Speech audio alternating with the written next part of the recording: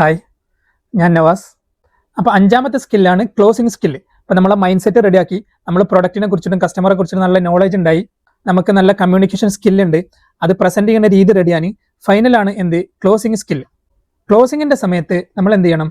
Different പ്രൈസിങ്ങിലുള്ള different options നമ്മൾ നൽകണം. നമ്മൾ കസ്റ്റമറെ എങ്ങനെയെങ്കിലും അവരേക്ക് പൈസ വാങ്ങിയെടുക്കുക എന്നുള്ളതല്ല, കസ്റ്റമറെ പ്രശ്നങ്ങൾ എന്താണോ അപ്പോൾ അതിന് ഉതകുന്ന രീതിയിലുള്ള നമ്മളെ പേയ്മെൻറ്റ് പ്ലാൻസ് നമ്മൾ കസ്റ്റമർക്ക് നൽകണം. അപ്പോൾ അതെന്ത് ചെയ്യണം? നമ്മളെ മനസ്സാക്ഷിയോടെ തന്നെ ചോദിച്ചിട്ട് നമ്മൾ എന്ത് ചെയ്യണം? കസ്റ്റമർക്ക് ഇന്ന പ്രശ്നങ്ങളുണ്ട്, അവർ ഈ രീതിയിലുള്ള ടീമാണ്, അവർക്ക് ഇന്ന രീതിയിലുള്ള ഓപ്പറേഷൻസും കാര്യങ്ങളൊക്കെ ഉണ്ട്, അപ്പോൾ അതിനുതകുന്ന ഒരു പേയ്മെൻറ്റ് പ്ലാന് നമ്മൾ തന്നെ കസ്റ്റമർക്ക് കൊടുക്കണം. അപ്പോൾ കസ്റ്റമർക്ക് അവരുടെ പ്രശ്നത്തിനനുസരിച്ചിട്ടുള്ള ഒരു പേയ്മെൻറ്റ് പ്ലാന് കിട്ടുമ്പോൾ അവരത് സെലക്ട് ചെയ്യാൻ എളുപ്പമുണ്ടാവും. നമ്മൾ ഒരുപാട് പ്ലാന് കൊടുത്തിട്ട് കൺഫ്യൂഷൻ ആക്കരുത്. മാക്സിമം 3 ഓപ്ഷൻ കൊടുക്കണം. ഒന്ന് ലോ ബഡ്ജറ്റിലുള്ളത്, ഒന്ന് കുറച്ചും കൂടി ഹയർ ആയിട്ടുള്ളത്, ഒന്നൊരു പ്രീമിയം പാക്കേജ്. ഈ രീതിയിൽ 3 ഓപ്ഷൻസ് നമ്മൾ അവർക്ക് കൊടുക്കണം. അപ്പോൾ ഇനി അഥവാ അവർ വാങ്ങുന്നില്ലെങ്കിൽ നമ്മൾ എന്ത് ചെയ്യണം? 4ാമത്തെ ഒരു പ്ലാൻ കൂടി കൊടുക്കണം. ഈ 4ാമത്തെ ഒരു പ്ലാൻ എന്ന് പറഞ്ഞാൽ നിങ്ങളൊന്നും ചെയ്യേണ്ട, ഇപ്പം നിങ്ങൾ പ്രൊഡക്റ്റ് വാങ്ങിയ കാര്യങ്ങളൊന്നും ചെയ്യേണ്ട ആവശ്യമില്ല.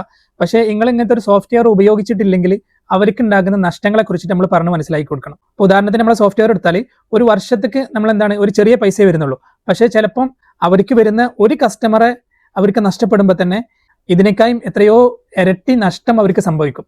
അപ്പോൾ ഇതേ രീതിയിൽ എന്ത് ചെയ്യണം? ഈ നമ്മുടെ പ്രൊഡക്റ്റ് സർവീസ് ഉപയോഗിച്ചിട്ടില്ലെങ്കിൽ ഉണ്ടാവുന്ന നഷ്ടത്തെക്കുറിച്ച് നമ്മൾ അവരോട് പറയണം. അപ്പോൾ ഈ 3 പേയ്മെൻറ്റ് പ്ലാൻ കൊടുക്കുന്നതോട് കൂടിയിട്ട് നമ്മൾ ഇതിൻ്റെ കൂടെ ഒരു അർജൻസി കൂടി ക്രിയേറ്റ് ചെയ്യണം.